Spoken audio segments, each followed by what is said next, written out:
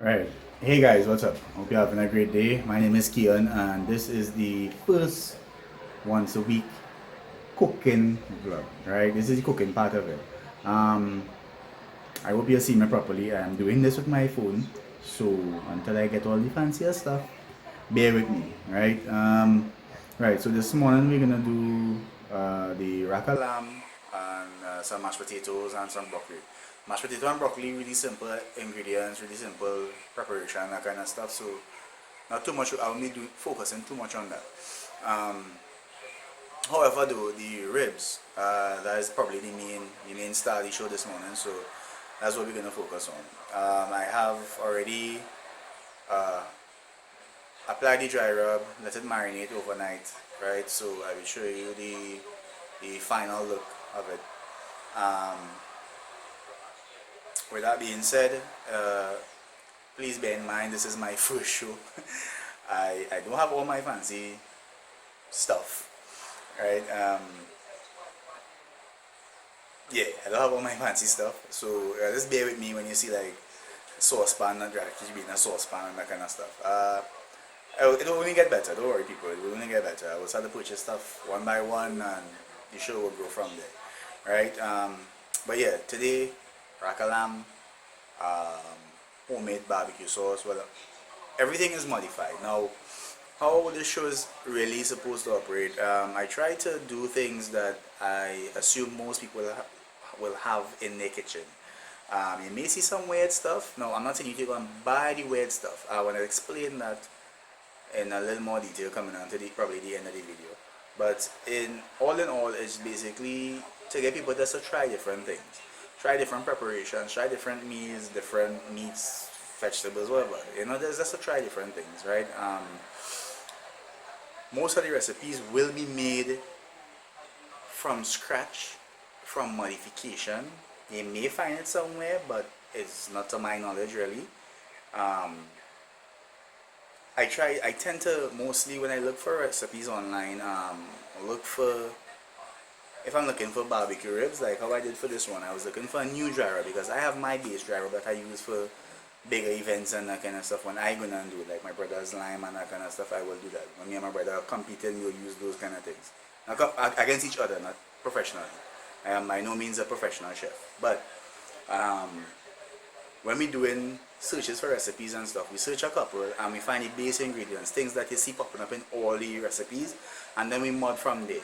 The modding process is really simple. It's basically whatever you have in your house, you go by taste. You really go by taste, and this is how some of the greatest recipes come up. I think modifying your recipes and modifying basic recipes and adding new flavors to it, new dimensions. It really helps you when you cook, because sometimes you come up with really nice, lovely stuff, and on the flip side, sometimes you come up with some really disgusting stuff. And don't worry about that. That's just part of it. I have had my fair share of really, really disgusting food, but you could only get better from there. You'll know not to put this in something after, right? So enough for me blabbering on. We're gonna get straight to it. We have the ribs that is prepared already. I'm gonna show you all how I do the wrapping process, preheat the oven, all these things. So let's get to it. Hey guys, what's up? Alright, so this here is the final 24 rested, marinated down meat, right? So this is the rack lamb, right? Membrane removed, just patted in the dry rub, put back into the same bag, right? That the meat after I wash it out, obviously. But yeah, packed back in the same bag and left in the fridge for 24 hours, right? So you can see it's really the rub seems to be really soaked into it. Let's just excuse the water. The water is just what I took from the bag. Let's rinse out the bag and like to keep my flavors now, right? Right. So to the dry rub ingredients itself, right? So these are the ingredients for the dry rub, right? I tend to use these here as a base because these are what I found online that were probably just popping up more than anything, right? So you have your black pepper here, you have your salt, you have your cayenne pepper, your paprika, garlic powder, and onion. Now I'll post all the the measurements for it in the description below, so don't worry about it just yet. But I just want to show you how I came about with this, right?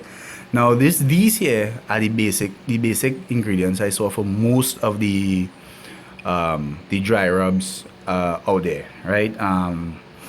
Was sort of strange. I mean, they have so much of different versions and stuff. But as I said, I will cook with what I actually have on hand. So I found these things here to be the basic stuff in most of the recipes out there. So I said, okay, right, this here, my base. Now where I went a little rogue is when I went back into my cupboard and I saw there were different things, right?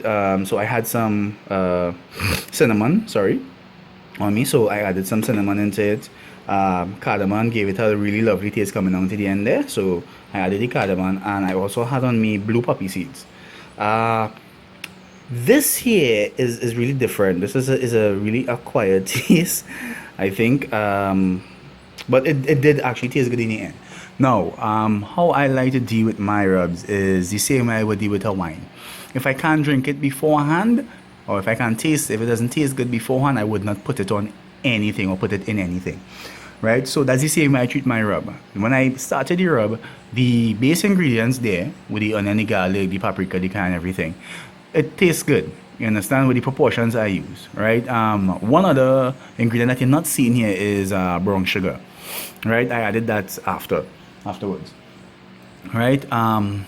But yeah, these are the things I saw and I was like, okay, it tasted really good. So now when it comes to adding in the other ingredients like the cinnamon and the blue poppy seeds and the cardamom, I added little bit by little bit and tried to see the taste, if it affected the taste, in any big way. So I put it on a spoon, added the cardamom. It's a little time consuming, but it actually helps you make a really delicious rub. Because if you can't eat the rub, if you can't actually taste your stomach the rub before, in my personal opinion, it only gets stronger when you cook it, right? So you wouldn't want to rub bad stuff on your meat beforehand, expecting a good taste. I mean, in some cases it may work, some chefs may argue differently to what I'm saying now, but that's how I believe. If you can't dip your finger in the rub and taste it and you be like, oh, okay, this is good, cook it down. I mean, eating cayenne and paprika straight is a little rough, but it actually helps to taste your rub beforehand. So if your rub isn't tasting good in the advance, don't use it on your meat, please. Don't expect that as it cooks, it's going to be delicious, right? That's just my personal thing. Others may have a little different opinion on it, but yeah. But guys, that's it right now for the ribs itself. So the oven, I'm gonna preheat the oven to about 300 to 350. It depends on how warm, how good this gets here. Sorry, not how warm, but how good this gets. Yeah. So this is I'm just leaving this out here just to get to room temperature. Preheat the oven 300 to 350, probably like 325. That's the best thing, right? 325, just to be safe. And this is gonna be wrapped up in some nice foil, and we're gonna go from there. Yeah. One other thing, I don't have all my fancy baking dishes and stuff. I need to actually purchase some. Sorry about that. Right, so I'm gonna just do it in foil. I'm gonna wrap it up in foil, and I'm gonna put something to catch underneath it just in case. I'm gonna put it in foil, rested directly onto the rack in the oven. On the top part of the oven, not the lower part, right? And we're gonna go from there. So next time you see me will be for the barbecue sauce, right? Which is gonna be made immediately, right? And we put on the stove to cook down and kind of nice stuff, right? So see you guys in a little bit. We go talk. Here we have half of the rack, right? The reason I'm doing this is to help with my cooking process, also to make sure it's kind of evenly cooked. I do have a pan to hold it too, so the foil is kind of weird and small. So I hopefully the cooking process will go good. Now the wrap for the foil itself isn't going to be anything like really tight on the ribs. Right? You're going to make a nice pocketed sort of thing so that you get a little steam, and it helps with the meat falling off the bone in the end. Right, so that's basically it for this year. The oven is preheated. When it reaches 325, sorry, we will put them in, and it will go for about 2 hours. Before we take them out, add the glaze, put them back in for a little bit. Let's say get the glaze cooked down a little more on them, right? So the next thing we're gonna work on is the glaze. All right, so stay with me, right? Right, guys. So we on to the barbecue sauce phase, right? Now it's a little different to what I actually intended to make. I want to make a sweet sort of barbecue sauce to complement the little spicy that's gonna come out of the ribs with the dry rub. Um, but yeah, let's go with it, right? So this here now is the base ingredients. These are the things that I found.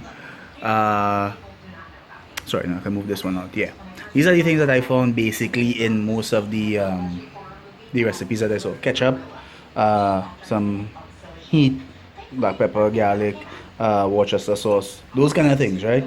For the type of recipe I was looking for. The little things that I added on are these here, right? Right. So we have jam because I wanted to make it sweet. This trio here, this nice little stacked up trio, I always buy the bbq-ish sauces. For some reason, they always add a lovely, lovely taste to most of the dishes I make. So I add these things. So it's char siu, hoisin, black pepper sauce. I actually have plum and chili and all kind of thing. But for the sauce, I thought these three would have complemented it better. This was on sale when I went to the Massey stores in Trinity, right? So I bought it and I have been using it fairly regularly with a lot of my meals.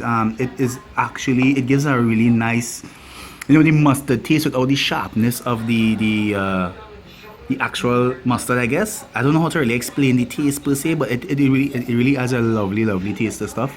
And apple cider vinegar, right? So as I said before, I will post all the proportions in the description below. Now, with that being said, you don't really have to follow the proportions that as to T. You don't have to follow the proportions to a T.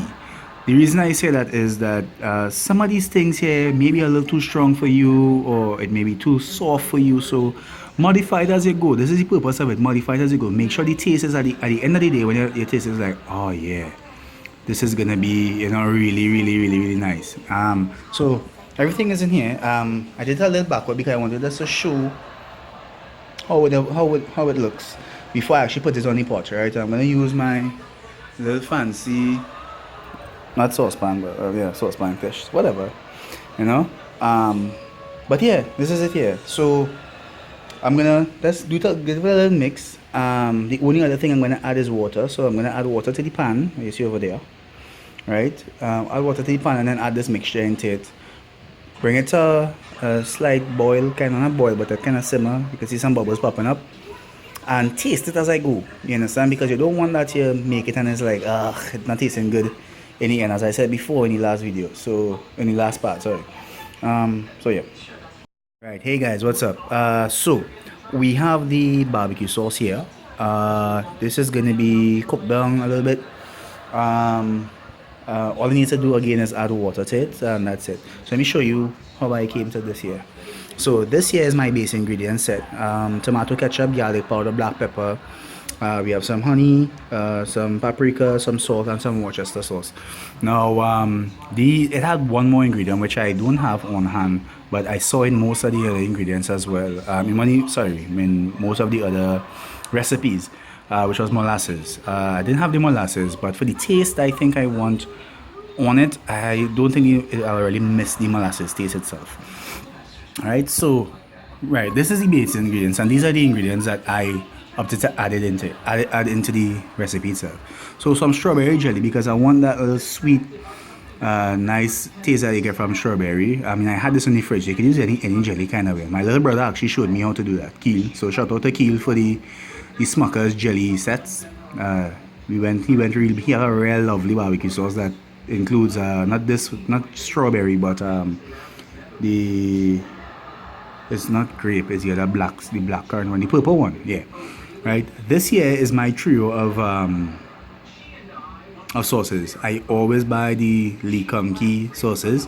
The reason is they have so many different sauces, and they also have a lot of They have a lot of lovely types like black pepper. This is the black pepper, the hoisin and the chasu, but they are like, I have like nearly all in my fridge. I buy one every time I make any big set of shopping. I buy one new sauce and I test it out. So you could try and invest in these. These really help with food. So I added these three because the taste I'm looking to get. This was on sale. This is whole grain mustard. Normally I don't really buy whole grain stuff, but this for some reason it was on sale. It called to me, and I bought it. It is really good. It adds a really nice tangy taste, and it gives a really, I don't know, a unique taste to anything you do with that normally needs mustard in it. And apple cider vinegar, just to get the little tang that I'm trying to get. So I'm trying to get a sweet slash tangy thing. Right. So this is gonna just be put on the stove. I have my pot already set up. Right. Gonna add some water to it and bring it to as a simmer, I guess, simmer or boil, and trying to reduce it down. So let's try and get it real nice and thick so it will be like a perfect glaze. When I take all the ribs for the come down to the last set, I can just take them out and glaze them a little bit, put them back in, crust it up kind of nice. Not crust it up, but you know what I mean? Like try and get it to stick to it. And yeah, should be some delicious stuff. Right? So to the stove. Right, so this is the barbecue sauce here with the little added water on really low heat, right? Yeah, like really low heat. We're just gonna we're just combine the water and the sauce, bring it down a little bit, and when it's finished, just put it aside. You know, let's rest it, cover it, and leave it there, right? So now all we have to do is just wait for the ribs. I will start to prep the other stuff. I wouldn't record those. As I said, the ribs are the star of the show, so I wouldn't really show the other stuff. Right, so see you guys when the ribs are nearly done. Yeah, nearly-ish done. Okay, later. Guys, so the ribs are out of the oven. Right, you can see, let's check the tenderness with it. It's actually really delicious. It's not falling off the bone as I would like it to, but it's really tender. As you can see, the little packet actually worked, so it was a really good thing. It was just basically wrapped up like if it was the sides, just folding on the sides. It's really something simple. So what I'm gonna do now, I'm gonna add the glaze to it, which is this. Right, I'm gonna do that a little kind of weird way, so don't really knock my desk yet. I'm gonna place them up in the pan and just run the glaze over it. Right, I love a brush, so that's gonna just drizzle it over it and use a spoon just to spread it out. Right, I'm gonna go back in the oven at probably like 400 degrees for probably like 20 minutes again, and that should be it. It'll be done. Right, so it's sexy, eh? Yeah. Alright, so, right, I'm gonna do that now, and I'll show you the final thing. Alright, guys, so as you can see, the glaze is on. It's really good. Alright, now it's just to go back in the oven. As I said, about 400, probably like 20 minutes for the most, and yeah, that's it there. Ribs will be served. Alright, so stay tuned. I know it's a long vlog. I'll get better at it, but don't worry. Alright, yeah, so this is it. Fancy. Hey guys, so this is the final look. It's glazing. I left it a little over time because I wanted to make sure the glaze sticks to it. This part here, if you realize, it's really nice and scrumptious. So guys, that's it. Right, so that's it from me. I will post pictures of the plates in and everything, and until next time guys, we go talk. Right, peace.